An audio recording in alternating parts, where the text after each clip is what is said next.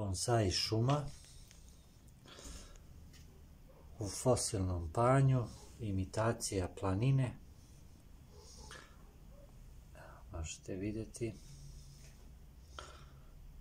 ovdje imamo crni bor,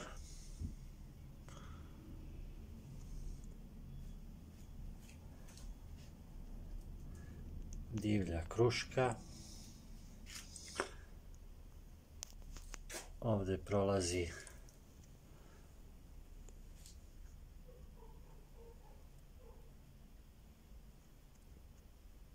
močvarni hibiskus,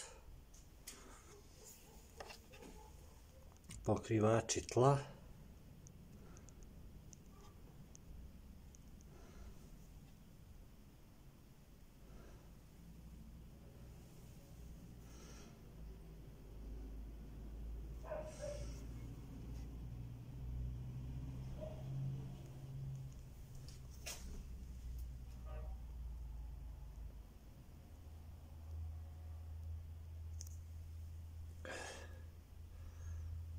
dva, tri hibiskusa i imamo hrast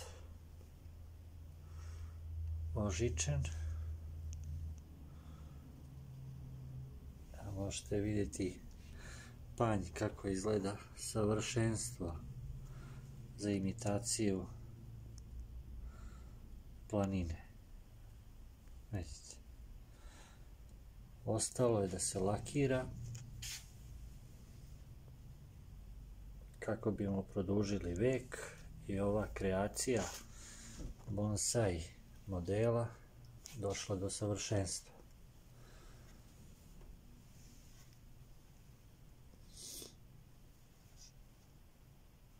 Savršeno smo uklopili u bonsai posudu, čvrsto.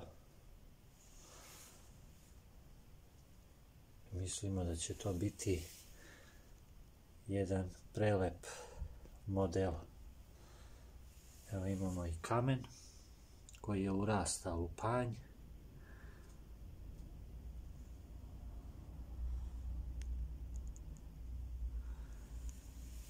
I mislimo da smo uspjeli. Proleće će nam pokazati pravu draž ovog modela.